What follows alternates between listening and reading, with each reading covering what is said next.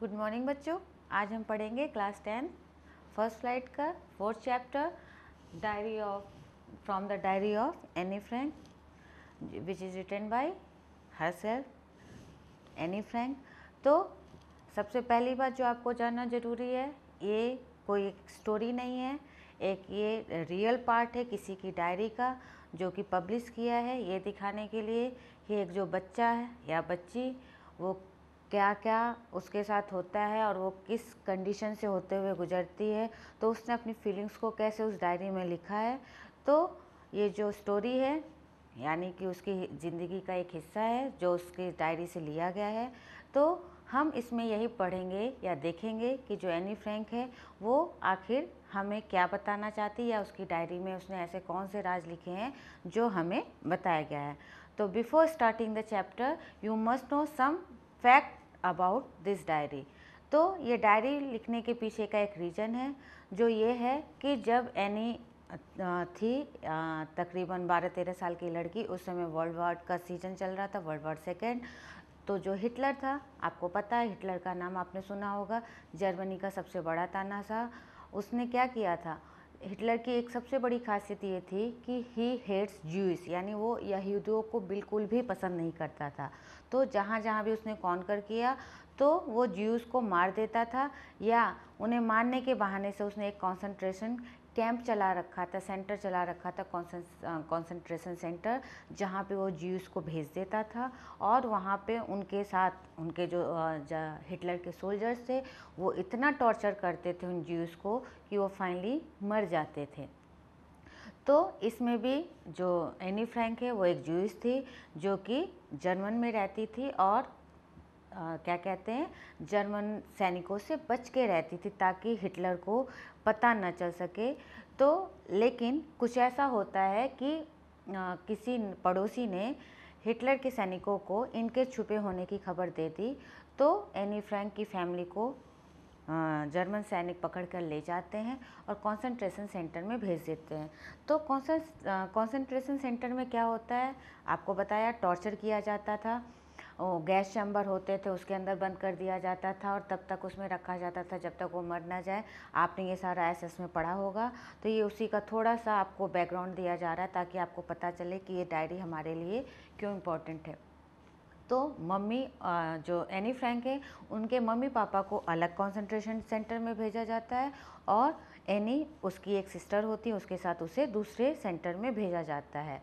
तो इसमें ये बताते हैं कि जो एनी फ्रैंक है और उसकी सिस्टर हैं कंसंट्रेशन सेंटर में बहुत समय तक रहते हैं, लेकिन जो उसकी सिस्टर है वो फाइनली हार जाती है, सी पासेस अवे, और कुछ समय बाद एनी भी मर जाती है, यानी उसकी भी मृत्यु हो जाती है।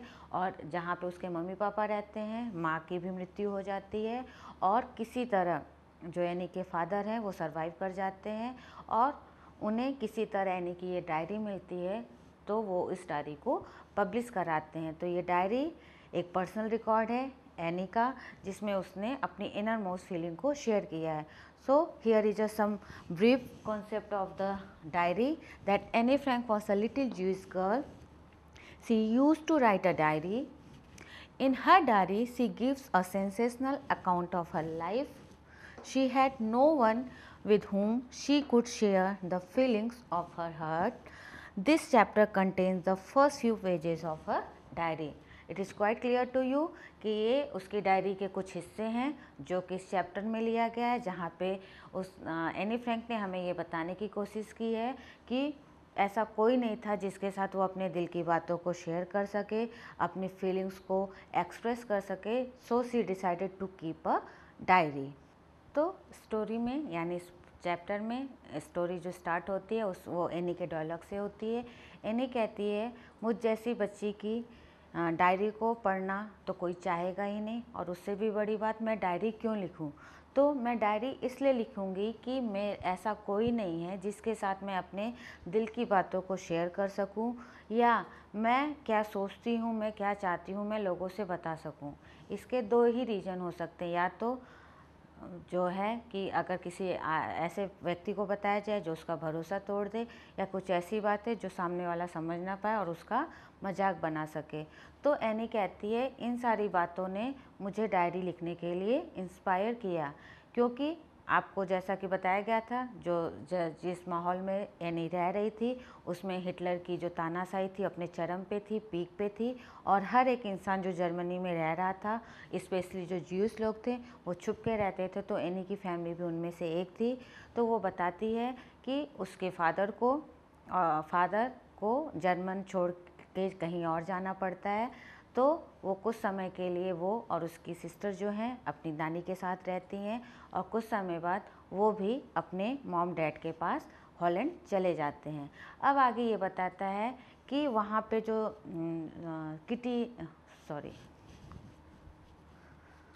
कोई नहीं रहने दो।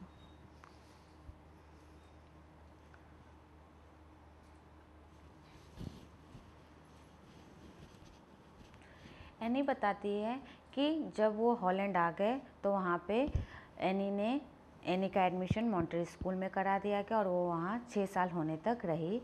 और वहाँ की जो हेड मिस्ट्रेस थी उनके साथ जो एनी है उसका जो रिश्ता था वो बहुत ही ज़्यादा घनिष्ठ हो गया था। एनी आगे बताती है कि मुझे मेरे बर्थडे पर एक डायरी मिली थी, और तब मैं यही सोचती थी कि मैं ये डायरी क्यों लिखूं, लेकिन ऐसे हालात हुए, ऐसा मौका आया जब मुझे बार बार ये लगा कि शायद मुझे अपनी बातों को लिखना चाहिए, इसलिए नहीं क्योंकि डायरी है इसलिए लिखना चाहिए, बल्कि इसलिए कि डायरी एक ऐसी चीज़ है जो क्या कहते हैं, paper has more patience than people, यानी किसी इंसान से ज़्यादा जो पेशेंस की बात की जाए तो इन कागज़ के पन्नों में होती है, जो कभी भी आपकी बातों का मजाक नहीं बनाएंगे और आपकी बातों को बड़ी तल्लीनता से, बड़े धैर्य के साथ सुनेंगे। तो जो एनी है वो कहती है, कहने को तो मेरे मम्मी पापा हैं, एक प्यारी बहन है, और नहीं तो कम से कम 30 फ्रेंड है, यानी 30 के करीब मेरे फ्रेंड है, लेकिन कोई भी ऐसा नहीं है जिनके साथ मैं अपने इनर मोस्ट थॉट को शेयर कर सकूं। So I will start keeping a diary and she started to write, and she has given her diary a name Kitty। ठीक है, उसने अपनी डायरी को नाम दिया किटी। अब डायरी है, तो जब उसने अपनी डायरी में फर्स्ट पेज यूज किया तो वो बताती है, वो उसमें उसने अपने स्कूल की एक घटना का जिक्र किया है। अब वो घटना क्या है आपको हम बताते हैं। एनी अब कहती है कि उसने अपनी डायरी लिखनी शुरू की, तो when she first road on her diary it was mention Saturday 20 June 1942 dearest kitty. आपको जैसा कि पता है एनी ने अपनी डायरी को किटी नाम दिया था। तो वो बताती है कि आज हमारे स्कूल में ना बहुत हलचल रही, सारे बच्चे जो हैं, सारे बच्चों की जो टांगे हैं यानी कि पैर, वो डर से काँप रहे थे। अब क्लास में बच्चे थे, उनके पैर डर से काँप रहे थे। क्यों? क्योंकि उस दिन रिजल्ट अनाउंसमेंट होना था।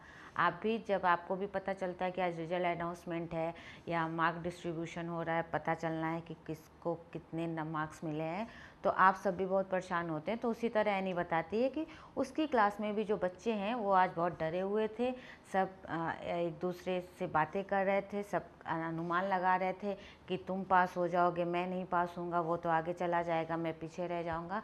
इस तरह की बातें हो रही थी। जो क्लास का सिनारो था वो यही था, जिसमें ये दिखाने की कोशिश की जा रही थी कि जो बच्चे हैं वो आपस में क्या क्या अपना प्रिडिक्शन करते हैं अपने रिजल्ट अनाउंसमेंट को लेके। तो एनी कहती है अगर इस बाबत मुझसे पूछा जाए तो मेरा एक ही जवाब होगा कि मेरे क्लास के 1/4 बच्चे तो ऐसे हैं जिन्हें इसी क्लास में रहना चाहिए, और बाकी जो सबसे बड़ी बात है, teacher are the most unpredictable creatures on the earth. यानी एनी ने बहुत बड़ी बात कही कि टीचर्स के बारे में हम कुछ भी नहीं कह सकते, क्योंकि वो इस धरती के, इस दुनिया के सबसे विचित्र प्राणी हैं, ये कभी भी कुछ भी कर सकते हैं। खैर, एनी ने अपनी ये बातें ख़त्म की, क्योंकि अब आगे एनी कहती है कि उसकी नानी की डेथ हो चुकी थी और वो नानी को बहुत मिस करती है। और ऐसी बहुत सारी बातें उसके साथ होती रहती हैं जो उसके छोटे से मन पर बहुत इम्पैक्ट डालती है। अब वो डायरी में अपने आगे की एक घटना का जिक्र करती है इसी रिजल्ट अनाउंसमेंट से लेकर, कि वो कहती है बाकी सब के बारे में तो मैं श्योर हूँ, लेकिन जो थोड़ा बहुत मुझे डर लगता है वो मुझे अपने मैथ्स टीचर से लगता है। इसके पीछे भी एनी जो है वो रीज़न बताती है कि जो एनी है वो बहुत टॉकेटिव है, उसे बात करना बहुत पसंद है। तो जो उसके मैथ्स टीचर थे मिस्टर की सिंह, वो उससे बहुत हेट करते थे उसकी इस हरकत की वजह से। हर बार वो एनी को डांटते थे, फटकारते थे, लेकिन एनी जो है वो बात करना बंद नहीं करती। तो वो अपनी फ्रेंड से कहती है और किसी सब्जेक्ट का तो मुझे कोई इशू नहीं है, सारे टीचर से मेरी अच्छी बनती है, लेकिन हाँ जो थोड़ा बहुत डाउट है वो मेरा मैथ्स को लेकर है। एनी आगे बताती है कि क्योंकि उसे बात करने की बहुत आदत है, तो मिस्टर केसिंग उसे हमेशा एक्स्ट्रा होमवर्क देते थे यूजुअल होमवर्क के साथ। तो एक बार इसी बात से तंग होकर उन्होंने एनी को एक होमवर्क दिया and the topic of the essay was a chatter box. Anne ने उस टॉपिक को अपने कॉपी के नोटबुक के पीछे लिखा और बैग में रख दिया। शाम को एनी अपने सारे होमवर्क कंप्लीट करने के बाद उस एसे पर लिखना शुरू करती। पहले तो एनी को समझ में नहीं आया, एनी को लगा कोई भी बड़ी बड़ी बातें और बड़ा बड़ा गैप लेके वो इस एसे को कंप्लीट कर सकती है, लेकिन अचानक से उसको ये ख्याल आया कि अगर उसने इस बात करने की जो उसकी आदत है उसको अगर प्रूफ सहित यानी मतलब विथ सॉलिड लॉजिक सर को नहीं बताया, तो वो उसके बात करने की इस आदत को हमेशा ही टॉन्ट करते रहेंगे।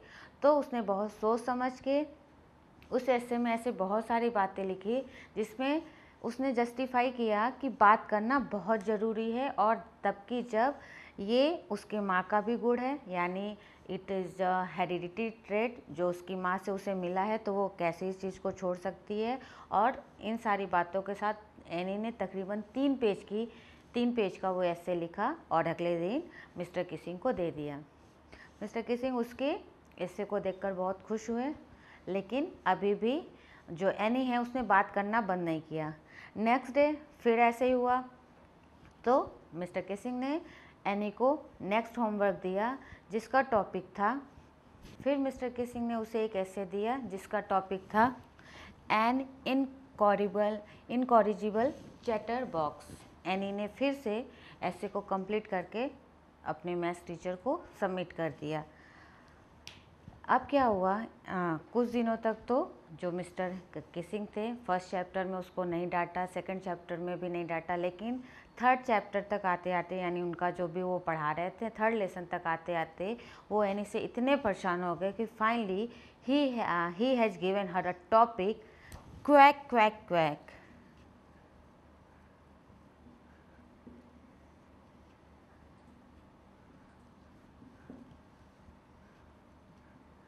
Quack quack cap sat mistress chatter box. ठीक है, तो पहले तो उन्होंने एक टॉपिक दिया chatter box, then he has given an incorrigible chatter box, again he has given a topic quack quack quack said mistress chatter box. अब ये सुनते ही जो पूरी क्लास है वो हंसने लगी, एनी को भी हंसना पड़ा, क्योंकि अगर एनी गुस्सा हो जाती या कुछ रिएक्ट करती तो जो मिस्टर किसिंग है उसको वापस से कुछ और पनिशमेंट देते। तो अब उसी पल एनी ने सोच लिया कि अब वो कुछ ऐसा करेगी कि जो मिस्टर किसिंग का दांव है, यानी जो उनकी चाल है, उल्टी उनके ऊपर पड़ जाए। अब वो सोचने लगी कि उसने सारे जो जितने भी बात करने से रिलेटेड मुद्दे थे उसने हर चीज़ को तो ऑलरेडी लिख दिया है, अब क्या करें। तो वो सोच रही थी और इस बार उसने प्लान किया कि जो अब वो ऐसे लिखेगी वो एक पोएटिक फॉर्म में होगा। तो इस बात को पूरा करने के लिए उसने अपनी एक फ्रेंड की मदद ली जिसने उस स्टोरी को शुरू से लेके अंत तक पोएटिक फॉर्म में लिखने में एनी की मदद की, और finally she has completed her essay on quack quack quack sad mister chatter box. अब जो स्टोरी थी उसमें ये था कि एक स्वान था, एक डक थी, यानी एक मम्मी एक पापा और उनके 3 बच्चे थे बेबी डकलिंग, जो हर समय क्वैक क्वैक करते थे। तो पिता ने नाराज़ होकर उन बच्चों को मार डाला। ठीक है, तो जो भी ये था, ये सुनकर जो मिस्टर किसिंग थे वो बहुत खुश हुए, वो हंस रहे थे। वो पूरी क्लास में उस स्टोरी को, यानी उस ऐसे को पढ़ पढ़ के सुना रहे थे और बीच बीच में उस पर कमेंट भी कर रहे थे। और उसके बाद जो सिनारो है वो क्लासरूम का चेंज हो गया। मीन्स एनी तो वैसे ही बात करती थी क्योंकि she can not change herself, तो लेकिन अब मिस्टर जो किसिंग है वो हंसी मजाक करने लगे थे। और इसी के साथ जो ये चैप्टर है वो ख़त्म हो जाता है।